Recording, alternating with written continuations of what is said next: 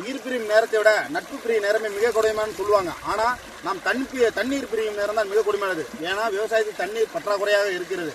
விவசாய நிலங்கள் அழிந்து கொண்டு வருகிறது. இது சோழகுணம் ஏரிங்க, சிறுகாம்பூர் பஞ்சாயத்து.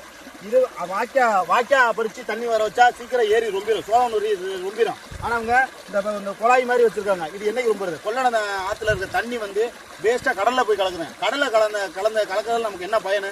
அதே எவ்வளவோ அரசாங்கத்தில் பணம் இருக்குது. இதை நல்லா வாய்க்கா மாதிரி பறித்து விட்டு இந்த ஏரியை தூர்வாரி விவசாய நிலத்துக்கு இந்த தண்ணி விட்டாவே விவசாயம் வாழும் வளரும். இந்த மலை வளம், ஆடு மாடு எல்லாத்துக்கும் பயன்படும். இந்த ஏரியை பாருங்க, கொஞ்ச நேரம் பாருங்க. இந்த சோழனூர் ஏரி பாருங்க, எவ்வளவு பெரிய ஏரி இருக்கணும். இது நம்ம இயற்கை தந்த பரிசு. இந்த இயற்கை தந்த பரிசு, இந்த பூமியை நம்ம எப்படி பண்றோம்னு பாருங்க. நீங்களே பாருங்க எவ்வளவு பெரிய ஏரின்னு பாருங்க. இந்த மாதிரி ஏரி இது இருந்தாவே கிட்டத்தட்ட ஒரு 10,000 மக்கள் வாழக்கூடிய பகுதி இந்த பகுதி.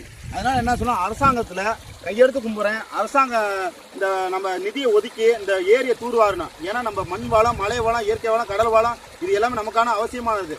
நீரை வேஸ்டா கடலை கலக்க விடுறோம். அப்புறம் கர்நாடகாரன் தண்ணி தரல, அது தரலன்னு நம்ம போராடுறோம். ஏன் வர தண்ணியை நம்ம சேகரித்து வச்சுக்கோன்னு சொல்கிறேன். ஏன் அரசாங்கத்துக்கு என்னென்னமோ பண்ணுறீங்க? பஸ் ஸ்டாண்டு கட்டுறீங்க, ரோடு கட்டுறீங்க, பாலம் கட்டுறீங்க. நல்லா இருக்கிற பஸ் ஸ்டாண்டை திருப்பி புதுப்பிக்கிறங்கிற பேரில் இன்னொரு பஸ் ஸ்டாண்டு கட்டுறீங்க. அதை கட்டுறதோட இந்த நீர் பயன்பாட்டுக்கு, மக்களுக்கு பயன்பாட்டுக்கு உள்ளதோ இதை பண்ணுங்கள். ஏன்னா ஏற்கனவே அரிசி விலை 2000 3000 சிப்பை ஏறி போயிட்டே இருக்குது. சரிங்களா? விவசாயிகளுக்கு நம்மளால முடிஞ்ச உதவி, நம்ம தண்ணியை ஊர் மக்களுக்கு தோட்டம் வச்சுருவங்களுக்கு நம்ம சப்போர்ட் பண்ணுவோம். சப்போர்ட் பண்ணி இந்த தண்ணியை நம்ம சேகரித்து கொடுத்தோம்னா அவங்க விவசாயம் நல்லபடியாக வளர வைப்பாங்க. வளர வச்சு அவங்க நமக்கு கம்மியான ரேட்டில் நமக்கு பயன்பாட்டுக்கு கொடுப்பாங்க. சரிங்களா? அதனால இந்த ஏரியை தூர்வாரது அரசாங்கத்துக்கிட்ட பொதுமக்கள் எல்லாரும் நம்ம முற்றுகையிடணும், போராடணும், வெல்ல வைக்கணும்.